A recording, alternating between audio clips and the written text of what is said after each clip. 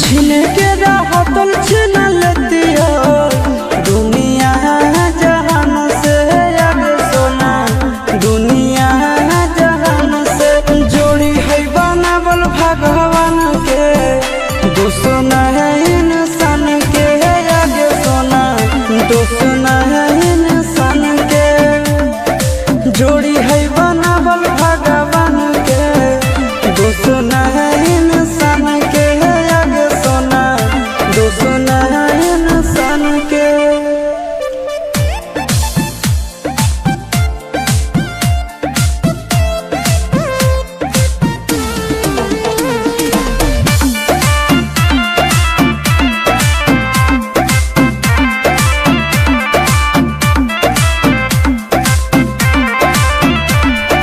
जन्मों से भले दोनों रहेंगे साथ में कहरम तो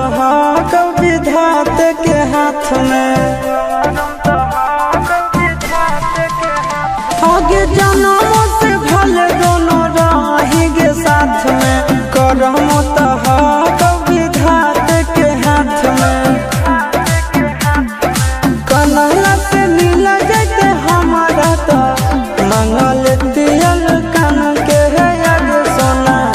मंगल तियल कान के जोड़ी है बनावल भगवान के दुश्मन है इंसान के है आगे सोना दुश्मन है भगवान के जोड़ी है बनावल भगवान के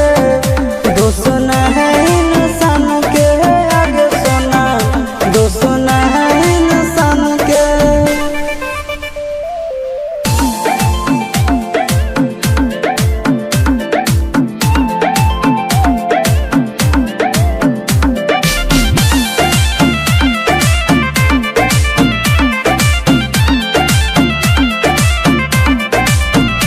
आगे तोर नहीं कसूर नहीं हमर कसूर गे दोनों के कैला का ऊपर वाला दूर गे ए सोना आगे तोर नहीं कसूर नहीं हमर कसूर गे दोनों के कैला का ऊपर वाला दूर गे आगे आशीष के छोड़ा के तो मिलोगे चिंटू या न जान से आगे सोना चिंटू या न जान से जोड़ी है बनावल भगवान के दुश्मन है इंसान के आगे सोना दुश्मन